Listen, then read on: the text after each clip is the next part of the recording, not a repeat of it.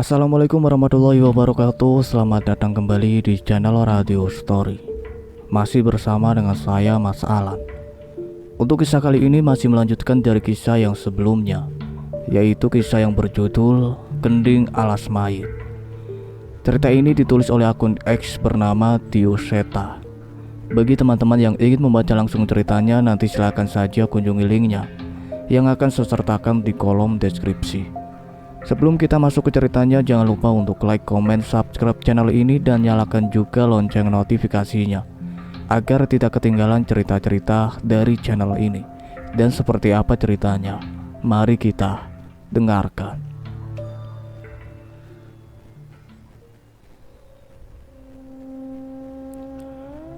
Mata Mbak Rusman berkaca-kaca. Ia terlihat sedang mencoba mengingat tentang masa lalunya.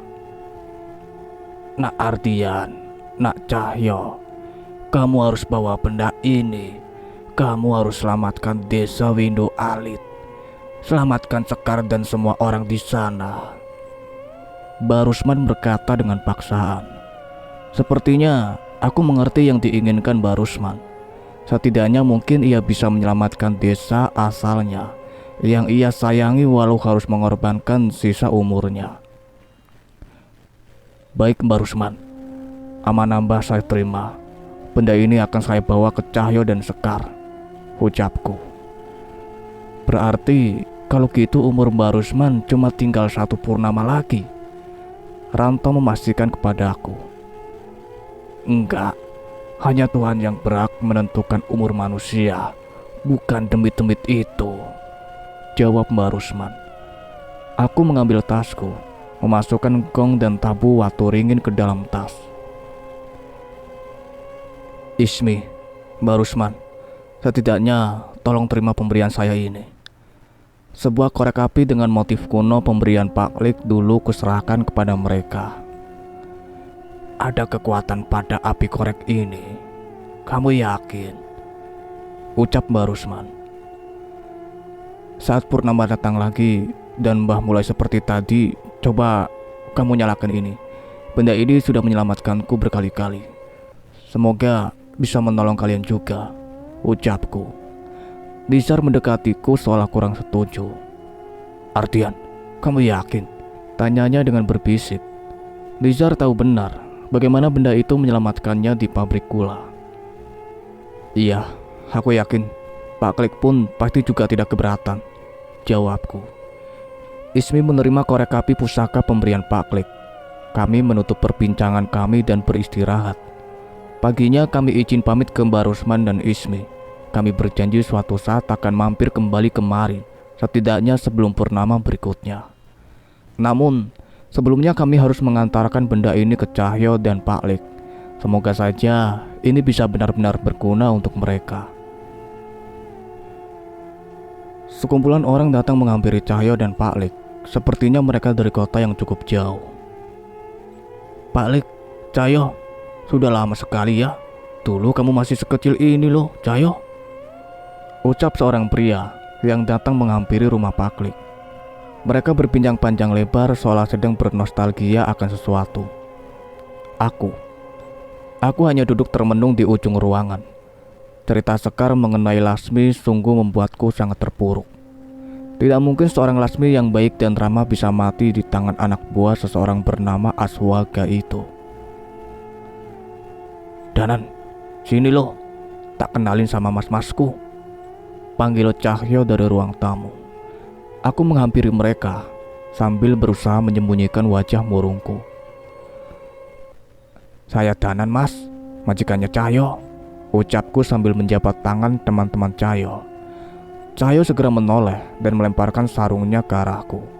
Enak aja, majikan mbahmu, emangnya aku mbok gaji piro? Jawab Cahyo yang mengerti maksud candaanku. Wah, Mas Danan bisa aja. Saya Ardian, ini Nizar dan Ranto, ucap mereka memperkenalkan diri. Pak Lik mendekat sambil membawakan minuman yang telah disiapkan bule dari dapur. Ini diminum dulu. Terima kasih lo sudah jauh-jauh mau mampir ke sini, ucap Pak Lik menyambut Mas Ardian dan teman-temannya.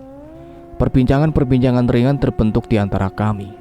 Hampir sebagian besar merupakan cerita tentang bagaimana Pak Klik dan Cahyo waktu masih kecil sempat menyelamatkan mereka dari bahaya di pabrik gula. Cahyo, Pak Klik, kami sudah mencoba mencarikan informasi semampu kami dan berujung kepada seseorang bernama Mbak Rusman, ucap Mas Ardian. Katanya, dulu dia warga desa Windu Alit yang bertahan dari kutukan yang sedang kalian hadapi itu. Sebagian besar kami sudah mengetahui cerita Mas Ardian lewat telepon. Namun dengan bertemu langsung, cerita mereka tentang Mbak Rusman terasa lebih menyedihkan. Sebentar Mas Ardian, sebelum dilanjutin ceritanya, biar saya panggil Sekar dulu, ucap Cahyo memotong cerita Mas Ardian. Sambil Mas Ardian melanjutkan ceritanya, Mas Nizar masuk ke dalam mobil dan mengambil sebuah benda yang terlihat cukup besar. Nah, ini barangnya, ucap Mas Ardian, membukakan sebuah bungkusan yang berisi sebuah gong kecil dan pemukulnya. Menurut cerita Mbak Rusman, pemukul ini yang disebut dengan tabuh watu ringin. Namun, ini tidak cukup untuk satu warga desa. Kalian harus membuatnya dari kayu pohon beringin tua di sebuah sendang di hutan, cerita Mas Ardian. Pak Alik terlihat terfokus pada benda itu dan memerhatikan energi yang keluar darinya. Sendang Banyu Ireng. Saya pernah ke sana, Pak Alik, ucapku pada Pak Alik. Aku mengingat sebuah tempat yang digenangi air berwarna hitam di dalam alas mayit. Ya sudah Mas Ardian, benda ini kami terima ya. Terima kasih banyak, ucap Pak Klik kepada Mas Ardian. Terlihat Pak Klik sengaja memotong ceritaku agar mereka tidak terlalu terjun ke dalam permasalahan mengerikan ini. Iya Mbah, kami sangat senang bisa membantu, ucap Mas Ranto menggantikan Mas Ardian yang sedang berpikir. Pak Klik, Mas Danan, Cahyo, kami tahu ini tidak mudah, tapi kalau bisa selesaikan ini sebelum purnama berikutnya, sebelum kutukan itu menyerang Mbak Rusman lagi, pinta Mas Ardian dengan wajah yang serius. Kami mengerti maksud Mas Ardian dan berjanji menyelesaikan ini secepat mungkin. Oh iya Pak Alik, mohon maaf, korek pemberian Pak Alik saya serahkan kepada Mbak Rusman dan cucunya. Saya pikir mungkin itu bisa membantu mereka, ucap Mas Ardian lagi. Yang kamu lakukan sudah benar.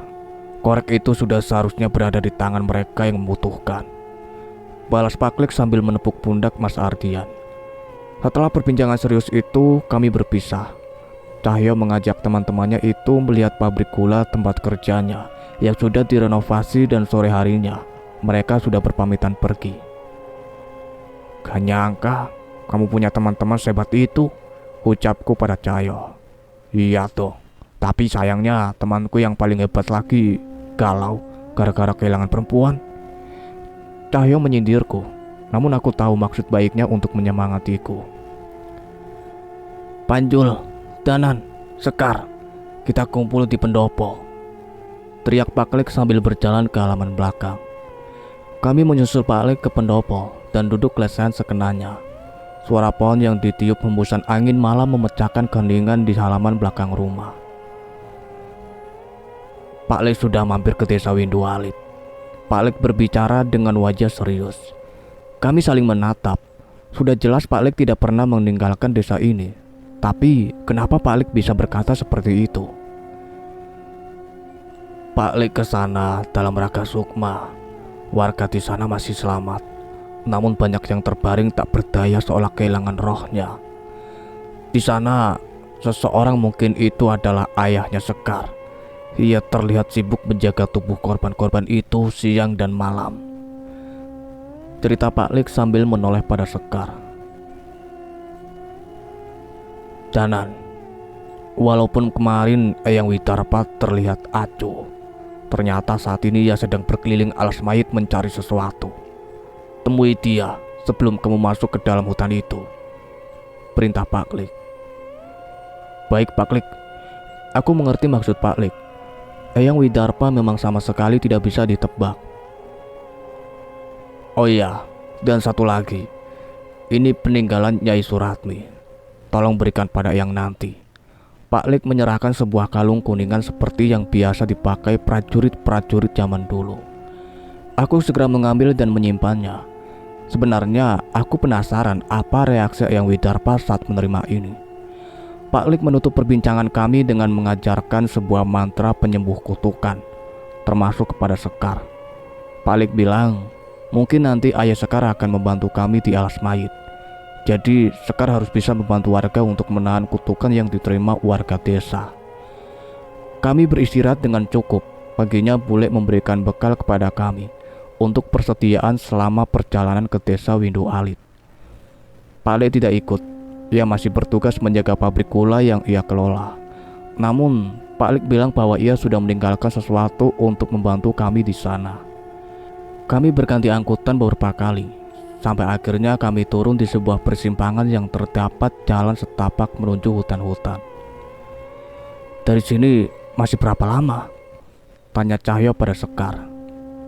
Kalau jalannya cepat, mungkin bisa 2-3 jam, jawab Sekar.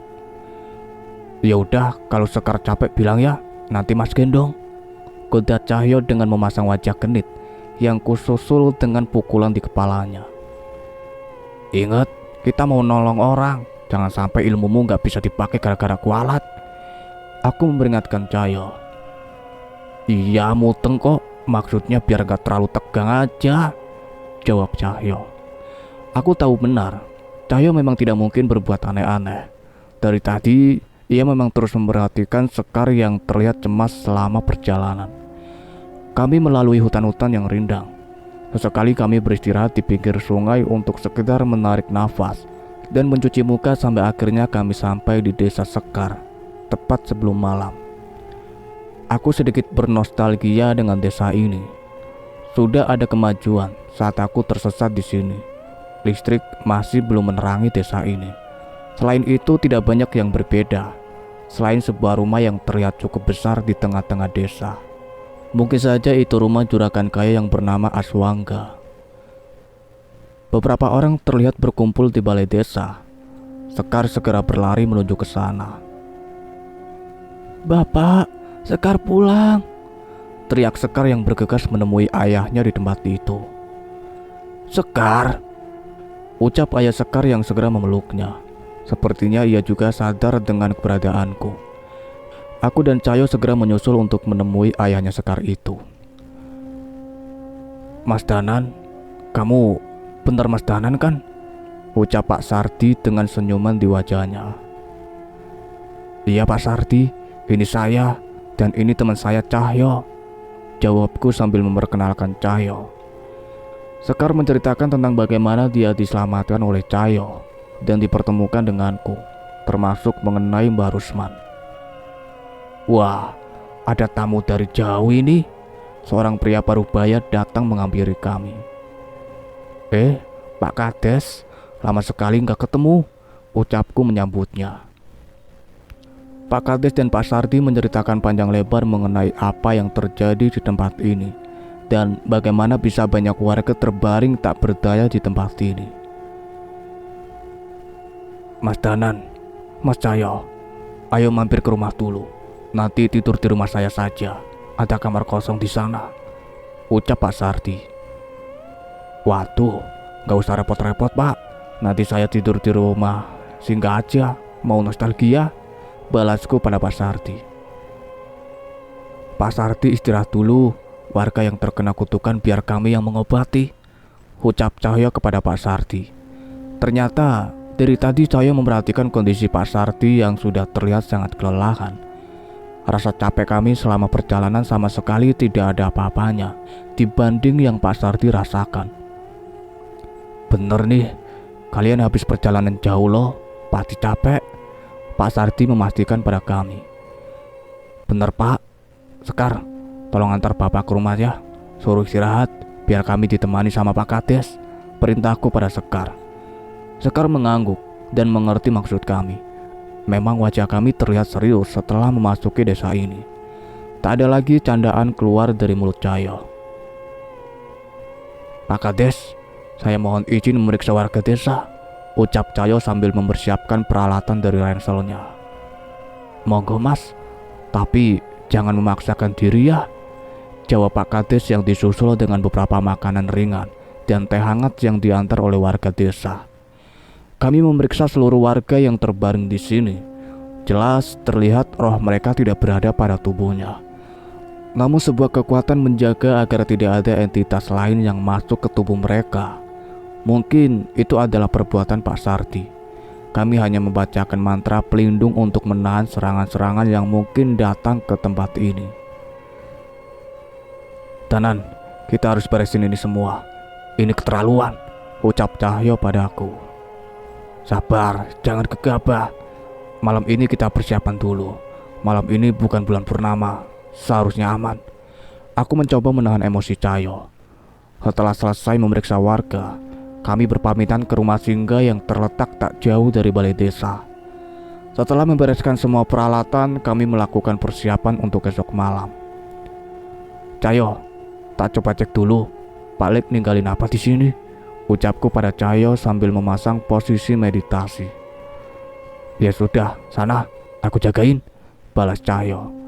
Aku memisahkan sukmaku dari raga. Sebuah aura kelam terlihat mengelilingi hampir seluruh sudut desa ini. Dan benar, sumbernya dari alas mayit. Aku mencoba berkeliling desa dan mencari tahu lebih dalam mengenai aura kelam ini. Dari perbatasan desa dan alas mayit terlihat nyala api berwarna putih yang menambah besar secara perlahan. Geni Paraloka, salah satu ilmu terhebat milik Pak D. Dengan api ini kami bisa menenangkan roh-roh penasaran yang belum tenang tanpa harus bertempur. Tapi aku ragu, besar api ini akan cukup besar untuk melawan seisi penghuni hutan ini. Belum sempat menemukan petunjuk yang berarti, perlahan terdengar suara mendengung dari dalam hutan. Itu adalah suara gong yang dipukul pelan dan disusul dengan suara gamelan. Persis seperti apa yang ku dengar saat Sekar kesurupan. Tapi, bukannya malam ini bukan purnama. Layaknya iring-iringan kerajaan dari dalam hutan muncul kereta kencana bersama dengan sinden yang melakukan tarian-tarian gemulainya. Bahaya semakin kurasakan. Segera aku menarik sukmaku ke dalam tubuh untuk memberitahu Cahyo dan Pak Sardi. Cahyo, sepertinya kita harus bersiap. Suara gamelan muncul dari dalam hutan. Aku memberitahu Cahyo dengan apa yang kulihat. Tapi sekarang bukan bulan purnama, bantah Cahyo. Sepertinya mereka merasakan ancaman. Iring-iringan kereta demit itu juga mengarah ke sini. Pokoknya siap-siap, perintahku. Kami mengambil tabu waringin dan gong kecil yang kami bawa dan keluar dari rumah singgah. Suara gamelan sudah terdengar dengan semakin jelas. Semua warga termasuk Pak Sardi juga serentak keluar dari kediamannya dan berkumpul ke balik desa. Mas Danan, gimana ini? Jangan sampai ada korban lagi, ucap Pak Kades yang menghampiri kami. Tenang Pak, tidak akan kami biarkan. Aku menenangkan Pak Kades sambil memperhatikan gelagat warga mencari apakah ada yang terpengaruh suara gending itu. Pak Sardi, Sekar, mana Sekar? Cahyo yang tidak menemukan keberadaan Sekar menanyakan kepada Pak Sardi yang datang bersama warga. Lah, Nak Cahyo, tadi Sekar pamit mau mengantarkan makanan untuk kalian, ucap Pak Sardi yang mulai cemas. Insting Cahyo memaksanya untuk berlari ke balai desa dan mendobrak pintu kayu yang tertutup di sana. Danan, di sini, teriak Cahyo memanggilku. Aku berlari dan segera memperhatikan apa yang dilihat oleh Cahyo. Di tengah-tengah warga yang terbaring, Sekar menari dengan gemulai mengikuti irama gamelan dan mengelilingi warga yang terkena kutukan. Sekar, lawan Sekar, teriak Pak Sardi yang mencoba menghentikan anaknya itu. Namun itu semua sia-sia. Pak Sardi terpental dengan kekuatan besar yang memancar dari tubuh Sekar. Sekar menoleh dengan senyum mengerikan di wajahnya. Satu persatu kalian akan mati. Tidak ada tempat bagi kalian untuk lari. Suara mengerikan terdengar dari mulut Sekar. Cahyo berlari mendekat dan memukul gong dengan tabu waringin pemberian Barusman. Suara mendengung panjang terdengar ke seluruh penjuru ruangan. Tarian Sekar sempat terhenti. Ia terjatuh dan memuntahkan cairan berwarna hitam. Sekar mencoba menari lagi dan dihentikan dengan suara gong yang dipukul oleh Cahyo. Sekar yang kesurupan terlihat semakin kesakitan. Namun, samar-samar terlihat bayangan wanita yang hampir terpisah dari tubuh Sekar. "Lasmi! Roh Lasmi yang merasuki Sekar!" teriakku pada Pak Sardi. Pak Sardi mengambil posisi dan membacakan doa-doa untuk menghentikan pergerakan demit yang ada di tubuh Sekar. Aku teringat geni baraloka yang ditinggalkan Pak Lik. Sebuah mantra pemanggil kuucapkan untuk menarik sebagian dari api itu dan melemparkan kepada Sekar. Sekar yang merasa kepanasan mulai terjatuh dan kehilangan kesadaran. Di hadapanku ada sesosok roh wanita berpakaian kebaya memandangku dengan wajah yang pucat. Aku mengenalnya. Itu Lasmi. Suara gamelan terdengar semakin keras. Demit berwujud Lasmi itu pun mendekat hingga menembus tubuhku. Aku kehilangan kesadaran. Namun, sebuah penglihatan muncul di kepalaku. Terlihat seorang laki-laki berbicara dengan Lasmi. "Lihat ini foto orang tuamu. Aku pastikan mereka akan dihukum mati setelah ini," ucap orang itu mengancam Lasmi. "Jangan Aswangga. Tolong, wis cukup kamu mengurung mereka bertahun-tahun," Lasmi memohon sambil menangis. "Kesalahan mereka ra iso dimaafke, kecuali kowe arep nuruti semua perintahku." Aswangga mencoba mengintimidasi Lasmi. Apa yang kamu mau? Tak lakuin semua, asal kamu berjanji membebaskan mereka," ucap Lasmi sambil menutup wajahnya menahan air mata yang menetes di pipinya. "Aku membangun sebuah rumah di sisi belakang hutan. Temui aku di sana setiap malam bulan purnama," perintah Aswangga sambil melemparkan foto kedua orang tua Lasmi dan meninggalkannya. Sebuah rumah kecil terlihat di sisi belakang hutan. Sebuah lampu minyak sudah menyala dengan terang di dalam. Seorang wanita berjalan dengan ragu menuju rumah itu. Ia sempat terhenti di depan pintu, namun rasa sayangnya kepada kedua orang tuanya memaksanya untuk masuk. "Aku sudah di sini. Apa yang kamu mau?" tanya Lasmi. Aswangga tidak menjawab. Ia hanya berjalan ke arah pintu dan menguncinya. "Harusnya kamu sudah tahu apa yang aku mau," ucap Aswangga sambil menyentuh pipi Lasmi. Lasmi mundur, namun Aswangga menahan kedua tangannya. Aku tak sanggup melihatnya. Bibir mungil Lasmi dilumat dengan paksa oleh Aswangga. Tangan biadab itu meraba ke seluruh tubuh Lasmi dengan penuh nafsu. Lasmi mencoba melawan, namun tamparan keras menghantam ke pipinya. "Jangan coba-coba melawan, kecuali kamu mau orang tuamu pulang tanpa nyawa," ancam Aswangga. Lasmi ketakutan dan tak berani melawan. Ia hanya pasrah saat kesuciannya direnggut dan tubuhnya dinikmati oleh Aswangga. Terlihat air mata Lasmi tak henti-henti membasahi tempat itu. Setiap malam purnama, Lasmi harus melayani nafsu bejat Aswangga. Sampai akhirnya ia merasakan hal yang aneh pada tubuhnya.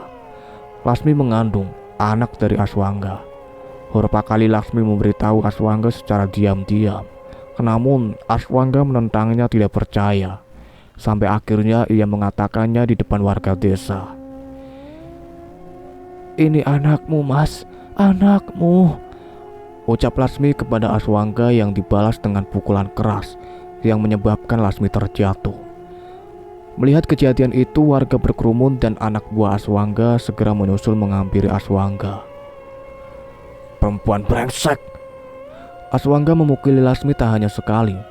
Setiap ia akan berbicara, Aswangga menghentikannya dengan mengajarnya.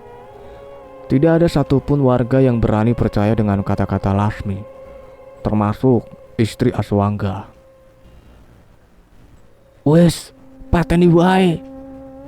teriak salah seorang anak buah Aswangga memanaskan emosi warga. "Jangan, Pak, bicarakan baik-baik dulu," ucap salah seorang warga. Sekali lagi pukulan yang keras menghantam Lasmi, dan wanita itu hanya diam berlutut sambil melindungi janin di perutnya. "Sudah, Pak, sudah. Jangan sampai ada yang mati. Kalau terpaksa, usir saja dia dari desa ini," ucap kepala desa yang merasa takut dengan pengaruh Aswangga dan anak buahnya yang terlihat bengis. "Baik, bawa dia, usir dia dari desa ini," perintah Aswangga kepada anak buahnya. 3 orang bertubuh besar dengan kasar menarik tubuh Lasmi, menyeretnya membawanya keluar dari desa. Di tengah perjalanan, salah seorang anak buah Aswangga tergoda dengan tubuh Lasmi yang terlihat dari bajunya yang terkoyak. "Bawa ke hutan aja gimana?"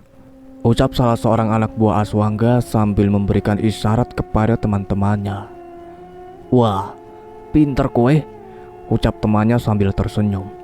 Lasmi dipaksa berjalan menyusuri hutan di perbatasan desa itu.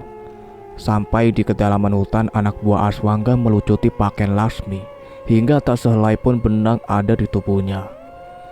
Lasmi menangis sejadi-jadinya melindungi tubuhnya. Satu persatu anak buah Aswangga memperkosa Lasmi dengan kejam. Pukulan demi pukulan menghantam tubuh Lasmi hanya untuk memuaskan nafsu anak buah Aswangga yang biadab itu.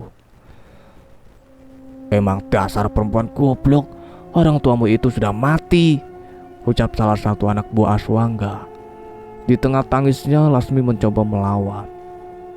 "Gak mungkin, Aswangga sudah janji tidak akan membunuh mereka," teriak Lasmi. "Bukan Aswangga yang membunuh mereka. Warga desa kesayanganmu itu yang membuat kedua orang tuamu mati," lanjut anak buah Aswangga sambil tertawa. "Ibumu itu selingkuh dengan kepala desa, dan ayahmu menghamil bocah di bawah umur saat di kota. Ayahmu dihukum rajam oleh warga dan kepala desa, yang akhirnya melarikan diri ke hutan ini yang akhirnya gantung diri. Ibumu tak berani menahan malu, dia menenggelamkan diri di sungai." Aku tidak percaya akan semua cerita ini. Warga desa Windu Alit yang begitu ramah ternyata begitu kejam terhadap Lasmi dan kedua orang tuanya. Aku emosi. Jika ini benar, aku harus membuat perhitungan pada Aswangga, Pak Kades, dan para warga desa. "Brengsek kalian, bajingan kalian warga desa Windu Alit. Aku akan membalas semua ini," teriak Lasmi yang dibalas dengan jambakan anak buah Aswangga yang masih ingin melampiaskan nafsunya. "Dendam, aku dendam, kalian harus mati," teriak Lasmi dengan wajah yang putus asa. Setelah puas menyiksa dan memperkosa tubuh Lasmi, anak buah Aswangga meninggalkan Lasmi tergeletak begitu saja.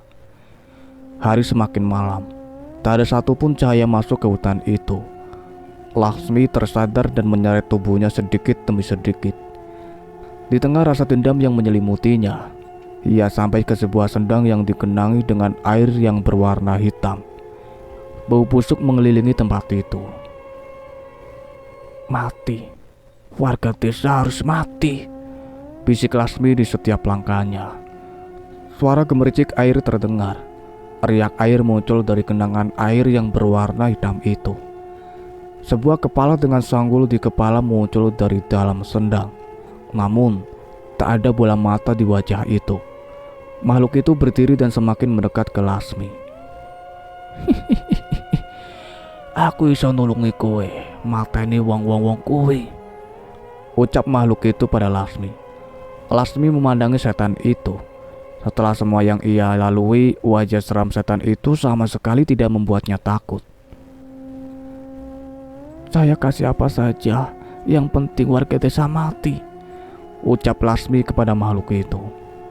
Suara gong berbunyi. Penglihatanku menjadi kabur. Mataku kembali melihat orang-orang di balai desa. Aku masih terbawa emosi. Selain itu, roh Lasmi masih berdiri di depanku, dan wajahnya tidak lebih dari sejengkal dari wajahku. "Kamu sudah tahu semuanya, Danan. Kamu masih mau membantu warga desa yang biadab itu?" ucap demit itu kepadaku. Wajahku merah padam. Terlihat di pintu ruangan Pak Kades berdiri dengan seseorang yang dijaga oleh beberapa anak buahnya. Itu pasti Aswangga. Aku merapalkan ajian lembur saketi pada tanganku dan bersiap menyerang mereka. "Balaskan dendamku, Danan. Balaskan rasa sakitku, dan jadilah pangeranku di alas mayit," Ucap Roh Lasmi diikuti dengan tawanya yang mengerikan. Suara gamelan mengalun tanpa henti. Terlihat sesosok demit perempuan berdiri tepat di samping sahabatku Danan. Kalian yang telah membunuh Lasmi, teriak Danan yang baru saja tersadar dari penglihatannya. Wajah Danan terlihat merah padam. Emosi terpancar jelas dari wajahnya. Sebuah mantra terucap dari mulutnya, dan itu diarahkan ke warga desa. Aku melemparkan gong kecil yang kupegang dan segera menghalangi serangan Danan yang diarahkan ke warga desa. Danan, demit itu mempengaruhi kamu, teriakku sambil menunjuk pada Hatu Lasmi yang tertawa dengan mengerikan. Bunuh mereka Danan, balaskan dendamku. Demit itu terus membisikkan kata itu ke Danan. Minggir Cahyo, jangan lindungi mereka. Mereka lebih biadab dari setan-setan itu, ucap Danan yang masih berusaha menyerang Aswangga. Aswangga memaksa Lasmi untuk melayani nafsu bejatnya. Anak buahnya memperkosa dan meninggalkan jasad Lasmi begitu saja di alas mayit, teriak Danan dengan penuh emosi. Warga desa yang menyebabkan orang tua Lasmi mati, terutama si kepala desa keparat itu. Aku menoleh kepada Pak Kepala Desa dan Aswangga, memastikan kebenarannya.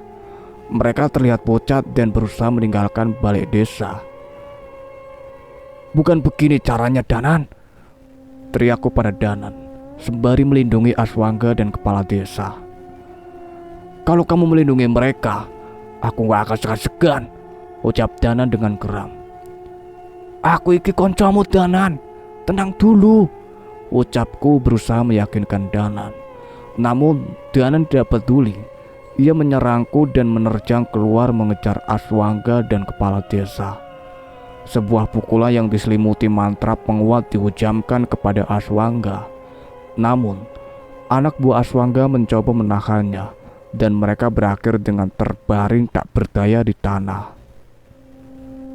Piye iki Pak Kades? Tanya Aswangga pada Pak Kades yang ada di sampingnya. Wis, kamu tenang dulu, jawab Pak Kades sambil menyiapkan sesuatu dari kantongnya. Aku tidak punya pilihan, sepertinya aku harus melawan Danan dengan kekuatan penuh sebelum ia menghabisi warga desa. Kematian pun tak cukup untuk membalaskan rasa sakit Lasmi. Danan bersiap sekali lagi membaca mantra untuk menyerang Aswangga. Namun aku berhasil mementalkannya.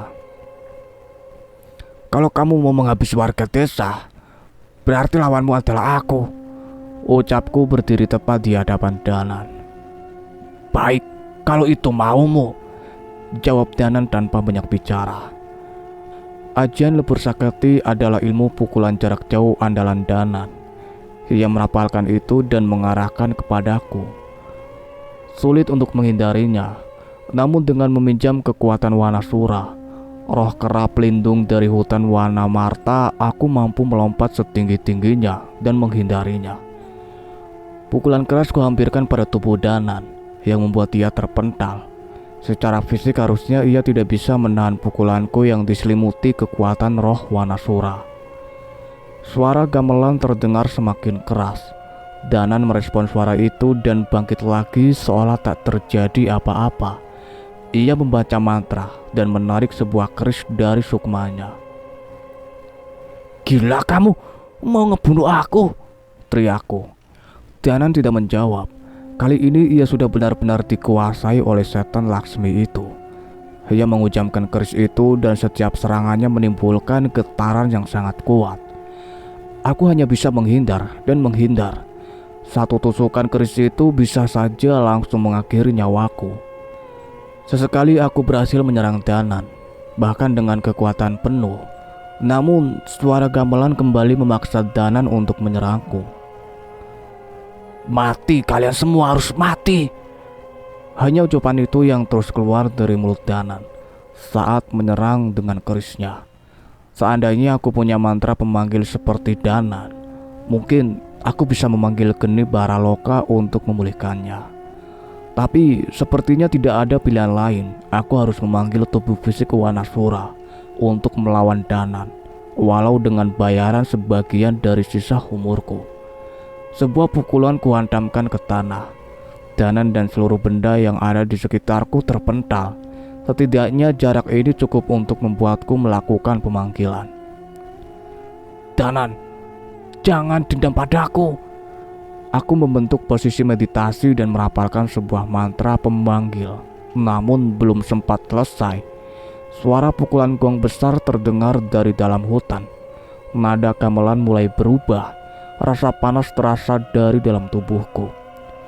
Alunan nada gamelan terngiang tanpa henti di kepalaku, yang memaksa tubuh ini untuk mengikuti iramanya. Pak Sardi, gunakan tabu waturingin itu, perintahku pada Pak Sardi untuk menghilangkan kutukan ini dari tubuhku. Namun sepertinya tidak sempat. Pukulan Danan sudah dihadapkan wajahku dan membuatku terpental. Ia mengejar dengan keris di tangannya dan bersiap mengunuskannya kepadaku. Suara pukulan gong dari tabu waturingin mendengung. Kutukanku terlepas. Aku berhasil menggerakkan tanganku dan menahan keris Danan, walau dengan luka di tanganku. Sekali lagi pukulan keras dihujamkan Danan padaku. Kali ini dari jarak dekat yang membuatku memuntahkan darah kental berwarna merah dari mulutku. Mati di tangan sahabatku sendiri sama sekali hal yang tidak pernah kupikirkan.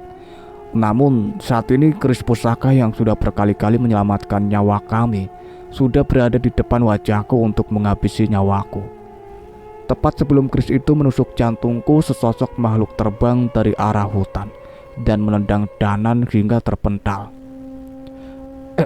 Eyang Widarpa, ucapku yang terheran dengan kemunculan sesosok demit kakek tua berambut putih. Ia sama sekali tidak menoleh kepadaku dan terus mengejar dan menghajar Danan.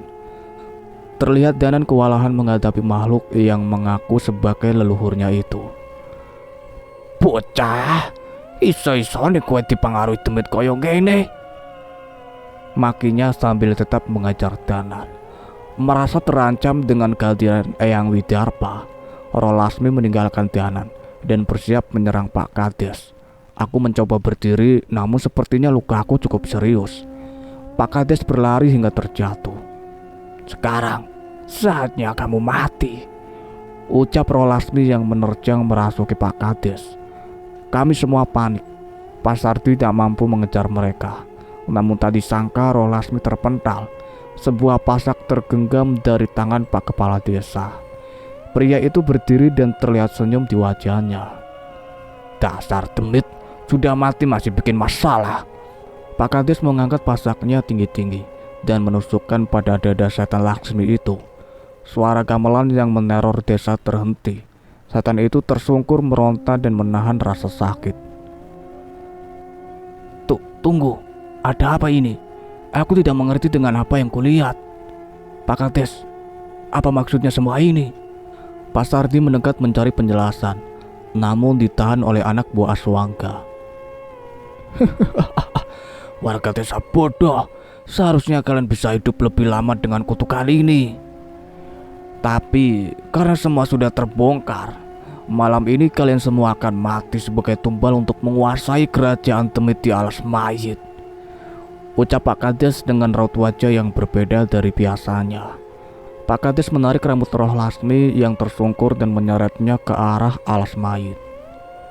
Ayo Aswangga, jangan lama-lama di sini, perintah Pak Kades pada Aswangga. Danan mulai tersadar. Terlihat tak sedikit luka di tubuhnya akibat perbuatan Eyang Widarpa. Cayo, Danan segera menghampiriku yang tergeletak tak berdaya. Maafin aku Cayo, ucapnya yang segera menolongku untuk duduk. Danan menempelkan tangannya pada punggungku dan menyalurkan tenaga untuk memulihkan kondisiku. Rak mungkin tak maafin, ucapku pada Danan. Rasa bersalah terlihat dengan jelas di wajah Danan. Traktir aku sate kelatak dulu, baru tak maafin. Danan menghela nafas seperti merasa sedikit lega. Tenang, tak beliin sekambingnya, sewarungnya juga, jawab Danan. Pak Sardi terlihat menenangkan warga desa dan membubarkannya. Demit Eyang Widarpa masih terlihat mencari sesuatu. Eyang, terima kasih Eyang, ucap Danan. Eyang masih terlihat gelisah seolah berusaha membicarakan sesuatu. Desa iki ora iso dislametke.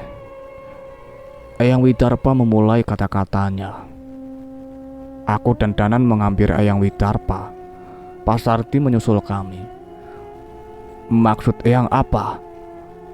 Danan memastikan pernyataan Eyang Widarpa.